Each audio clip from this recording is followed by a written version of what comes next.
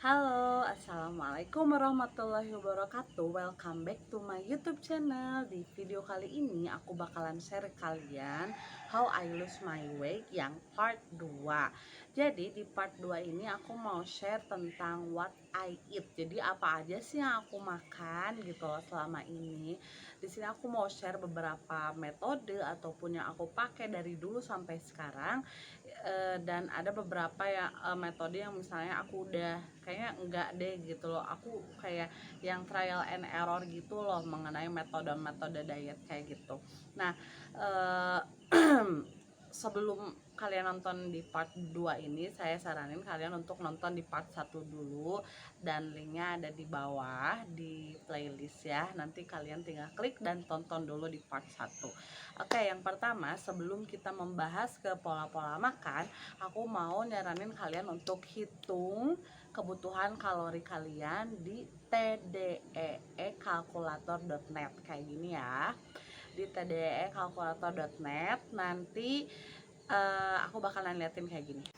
Nah, jadi kalian bisa masuk ke tdeekalkulator di .net di Google ya. Maaf ini gambar daging. Terus selanjutnya kita tunggu dulu. Biasa jaringan ya, say. Nah, habis itu kalian bisa lihat di ini, kita pilih yang metrik karena di Indonesia pakai yang metrik ya. Di sini aku pakai langsung Google Translate, jadi aku langsung ke Indonesia. Nah, teman-teman kalau misalnya kalian jenis kelaminnya laki-laki ya tulis di pria. Kalau misalnya jenis kelaminnya perempuan, kalian bisa pilih di perempuan.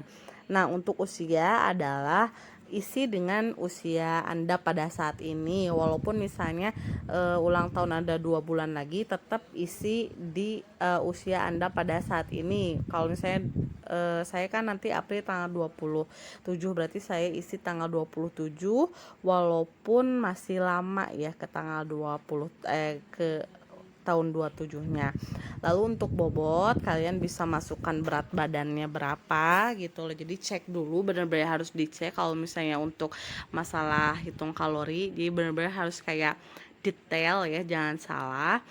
Lalu di tingginya kalian bisa isi tinggi badan kalian seperti apa, berapa. Intinya kalau misalnya kamu mau ngitung kalori itu harus benar-benar kayak detail, jangan ada yang salah ya. Lalu di aktivitas ini ada yang menetap, ada yang benar-benar latihan ringan. Di sini aku kan olahraganya 1 minggu itu 6 kali, walaupun di hari ke-6 itu biasanya cuma stretching aja, jadi aku pilihnya yang 3-5 hari. Kalau misalnya kalian sering lebih dari itu, pokoknya disesuaikan. Kalau tanpa olahraga pilih dari yang paling atas ya, tanpa olahraga. Kalau misalnya saat saya 1 minggu 1-3 kali, pokoknya disesuaikan sesuai dengan anjurannya. Lalu di sini muncul kalori per day alias kebutuhan kalori kita per hari plus kalori kita per minggu. Nah, jadi fokus kita itu adalah di kalori per harinya. Jadi kebutuhan kita itu per harinya, kebutuhan saya ya, ini untuk saya 2442. Intinya kalau misalnya kalian sering olahraga, itu kalorinya pasti lebih besar daripada kalian gak pernah olahraga atau gak olahraga sama sekali. Jadi menguntungkan olahraga tuh di sana menurut aku. Nah, di sini berhubung tadi aku olahraganya masuk ke olahraga sedang, jadi kalori aku gede ya. Kalau misalnya aku nggak olahraga menetap, kalori aku dikit banget, 1890. Nah, perlu digarisbawahi yang akan kita lihat itu adalah di tingkat metabolisme basal. Ingat ya, di tingkat metabolisme basal atau BMR. Jadi itu benar-benar harus diperhatikan bahwa asupan makan kita minimal harus di tingkat metabolisme basal. Kalori BMR itu adalah salah satu kalori yang harus kalian penuhi sehari-hari gitu loh.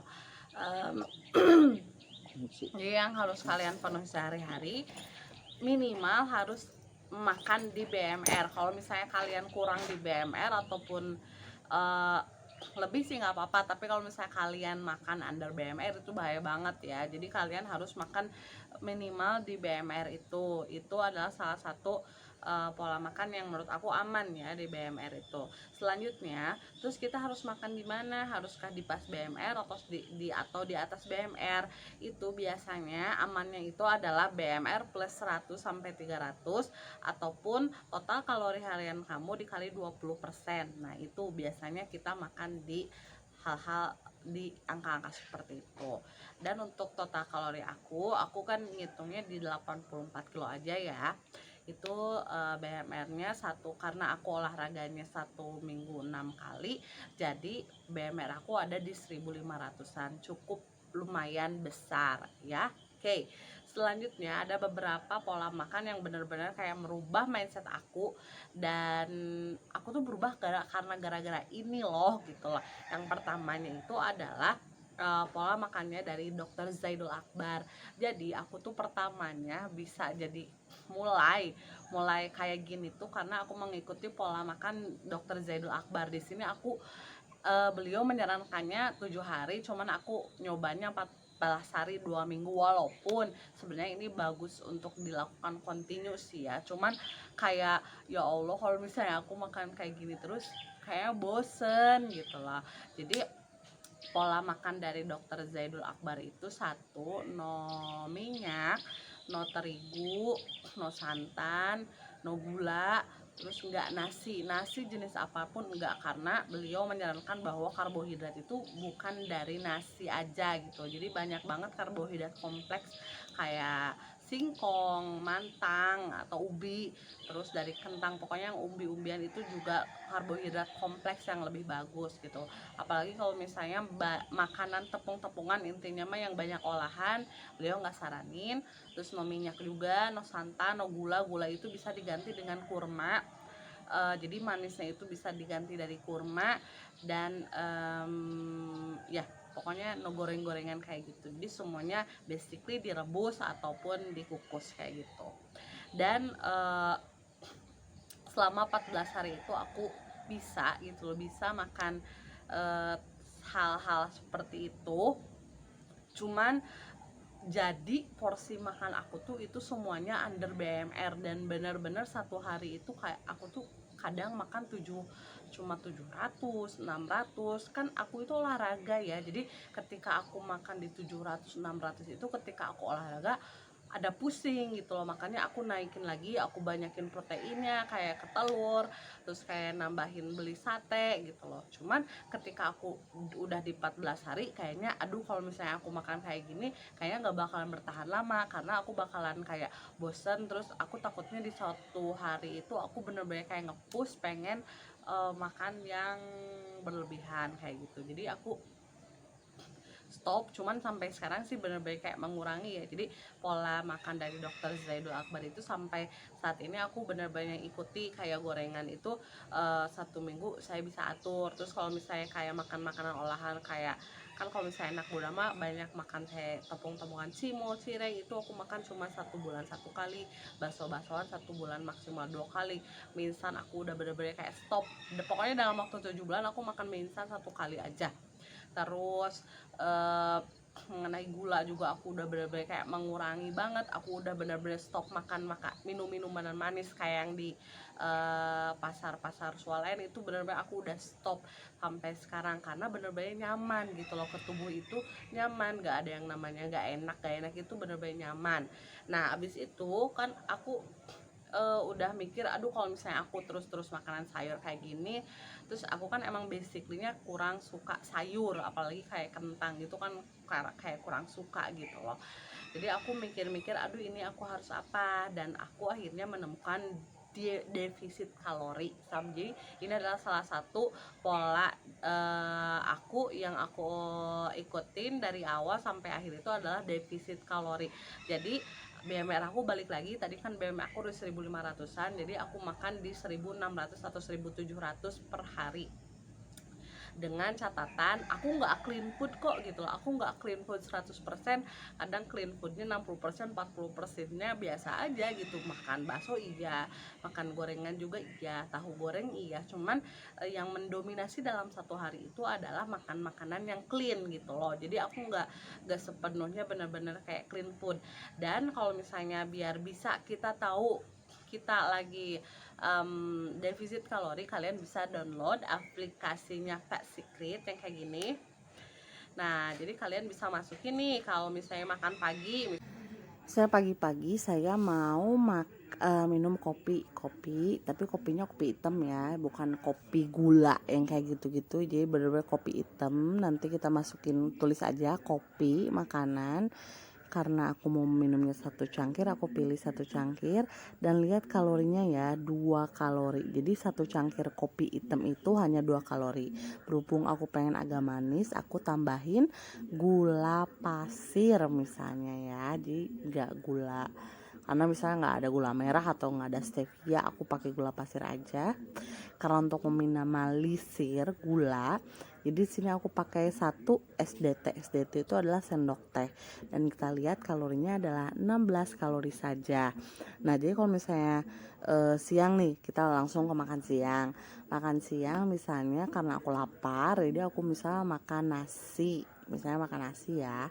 Makan nasi, misalnya kita mau makan nasinya 175 gram, itu kurang lebih 2 centong datar ya, 2 centong pipih gitu loh.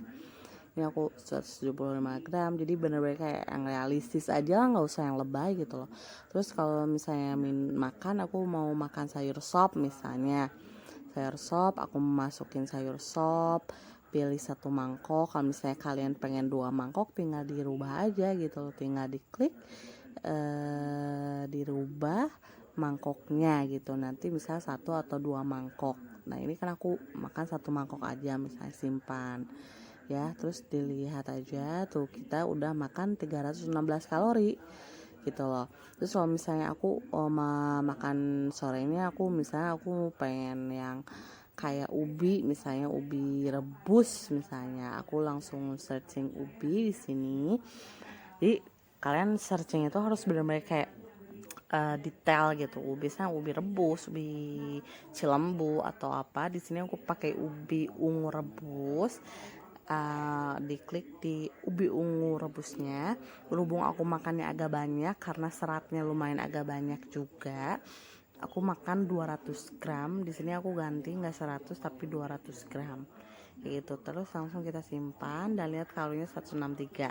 Nah, jadi aku tadi makan dari pagi sampai malam itu hanya 479 kalori aja. Nah, terus kalian lihat di konsumsi kalori, ingetnya adalah konsumsi kalian itu yang per hari yang BMR plus 100 apa 300 atau 20%. Jadi jangan lo konsumsi jangan lebih dari segitu ya. Terus kalau misalnya aku pengen makan lebih, terus kalau misalnya lagi ada acara keluarga, kalau misalnya lagi makan-makan itu gimana, ya makan aja nggak apa-apa, asal besoknya back on track. Dan biasanya aku sampai saat ini, walaupun misalnya aku yang disebut cheating day kali ya, aku bukan cheating day sih, lebih ke reward gitu. Reward ke aku tuh gak pernah makan yang benar-benar cheating yang berlebih gitu loh. Maksimal tuh aku kalau misalnya lagi benar-benar jabrah itu aku makan di 3000 kalori, itu benar-benar kayak maksimal banget. Aku nggak pernah lebih dari 3000 kalori, karena ya kali lu mau ngerusak proses lo dengan 1 hari, nggak banget sih. Walaupun itu nggak bakalan rusak sih ya, asal besoknya back on track lagi. Cuman aku kayak lu sayang banget gitu loh, kayak gitu. Itu defisit kalori. Jadi aku makan di bawah TDEE dan aku makan di atas BMR. Rumusnya adalah BMR plus 100 atau sampai plus 300, atau kalau misalnya kalian pengen lebih tepatnya kebutuhan kalori kalian TDE dikali 20%. Nah, nanti bakalan ketahuan berapa kalori per harinya kayak gitu. Nah, selanjutnya adalah selama aku menjalani namanya defisit kalori, ini adalah salah satu pola makan yang benar-benar aku suka gitu loh, dan aku sampai saat ini I'm enjoy with it. Aku merasa ya be aja gitu loh, aku nggak ngerasa terbebani apapun, dan aku pengen men-challenge nih. Challenge-nya itu adalah aku mengikuti yang namanya intermittent fasting. Jadi kalau misalnya kalian mungkin lebih tahu sama yang namanya OCD, intinya ada jendela makan gitu loh, misalnya puasa berapa jam dan itu berapa jam. Itu aku pernah coba intermittent fasting. Jadi aku tuh makan karena pagi-pagi itu sebenarnya kadar lapar kita itu rendah, jadi aku sebisa mungkin pagi-pagi gak yang namanya sarapan nasi terus kayak roti, enggak. Kalau misalnya pagi-pagi itu ngopi gitu loh, aku biasanya ngopi kalau misalnya lagi pengen. Kalau misalnya lagi gak pengen ya makan kurma, kismis atau apalah gitu loh. Nanti jam 10 baru aku langsung makan gitu loh, kayak gitu. Nah, intermittent fasting ini aku lakuin itu adalah jendela makan aku dari jam 10 sampai jam 5. Jadi berapa jam? 8 jam ya kalau nggak salah. 8 jam, dan sisanya itu aku puasa dan hanya benar-benar minum. Cuma aku nggak terlalu bisa konsisten gitu loh, karena sebenarnya setelah dipelajari, setelah dipikir-pikir, bahwa yang benar-benar mempengaruhi diet kita itu adalah kalori, bukan dari intermittent fasting. Walaupun misalnya dalam intermittent fasting tujuannya adalah salah satunya ada untuk kita terlatih, intinya mengatur pola makan. Dan ada juga sih yang menyebutkan bahwa adanya pembakaran lemak, apa-apa itu ada dijelaskan di ceramahnya Dr. Zaidul Akbar. Pokoknya itu lebih lengkap. Jadi makanya aku nyoba, karena nyoba men-challenge dari programnya yang Dr. Zaidul Akbar yang intermittent fasting. Jadi aku belum lama sih, dulu cuma nyoba hampir 3 mingguan, karena aku kadang makan kepagian ataupun berakhirnya kadang jam 4 malah bukan jam 5 kayak gitu. Jadi aku belum bener-bener full nyobain si program yang intermittent fasting ini. Dan satu lagi, ada beberapa mungkin kayak mitos yang pengen aku luruskan kalian. Yang pertama, makan malam itu bikin gendut. Gak sama sekali. Jadi yang namanya yang bikin kita gede itu adalah kita makan surplus kalori. Jadi kalau misalnya kita makan malam itu ya gak apa-apa gitu, apalagi kalau misalnya kita olahraganya sore atau malam kan. Misalnya habis olahraga itu wajib yang namanya makan kan. Jadi makan malam tuh nggak apa-apa, asalkan kita namanya menghitung kalori. Plus kalau bisa itu dilakukan sebelum 2 jam sebelum tidur. Karena apa? Karena kan yang namanya usus tuh butuh diproses. Jadi kalau misalnya ketika usus kita lagi kerja terus kitanya tidur, jadi nggak maksimal gitu, mungkin kesana makan malam tidak dianjurkan itu. Terus selanjutnya kita minum es itu bakalan membekukan lemak, itu enggak sama sekali, kagak ada sama sekali. Minum air es, asal air mineral ya, air es, air hangat, air biasa itu semuanya 0 kalori, nggak ada yang namanya membekukan lemak. Dan yang terakhir adalah minum minuman kayak teh detox lah, lemon lah, itu bakalan menguras lemak. No, big no, itu benar-benar kayak mitos gitu. Mungkin kalian bisa lihat beberapa pembahasannya dari channelnya Yulia Balsun, terus dari Dr. Dion Haryadi gitu. Itu benar-benar kayak lebih ke mengedukasi gitu. Banyak video beliau yang mengedukasi. Mungkin aku kan kayak di sini share apa yang aku alami dan apa yang aku jalan. Dan di sini aku mau share ke kalian beberapa akun YouTube yang mau kalian subscribe. Yang pertama yang tadi aku sebutin ya, ada Dr. Zaidul Akbar. Itu kalian bisa lihat sunah-sunah Nabi yang benar-benar berfungsi buat kehidupan kita gitu loh. Terus kayak makan, benar-benar makan healthy food, benar-benar makan clean food, itu kalian bisa dapat di Dr. Zaidul Akbar. Pokoknya rempah healthy food itu kalian bisa dapat di sana. Dan untuk mengenai mindset of diet gitu, kalian bisa langsung subscribe di akun channelnya Yulia Balsun, Dr. Dion Haryadi. Dan untuk di akun IG-nya juga ada Dr. Dion Haryadi dan The Famous Fitness ya, The Famous Fitness. Dan terakhir, kalau misalnya kalian pengen kayak resep-resep diet tapi yang gak boring sama sekali, itu enak banget. Kalian tinggal ikuti channelnya di Instagram Dapur Panda Merah, dan kalau misalnya di YouTube ada channel Ilaine Hanafi kayak gitu. Pokoknya itu beberapa akun YouTube yang aku ikutin dan aku juga tahu-tahu informasi dari sana. Kalian bisa langsung subscribe, bisa langsung lihat video-video yang bermanfaat. Seperti itu sih. Jadi pola makan aku sampai saat ini, jadi intinya aku jalanin sampai saat ini adalah defisit kalori.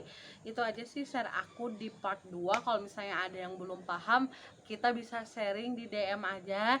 Kalian bisa langsung follow akun Instagram aku di Fahazbidam. Kalian bisa DM aku, bisa tanya-tanya, kita sharing-sharing, karena aku juga sekarang masih dalam proses untuk penurunan juga gitu, belum di ideal. Jadi kita bakalan, ayolah kita bareng-bareng, kita sharing di akun sosial media aku di Instagram. Terima kasih udah nonton video ini sampai akhir, lumayan agak panjang, mudah-mudahan tidak bosen dan mudah-mudahan bisa bermanfaat. Wassalamualaikum warahmatullahi wabarakatuh.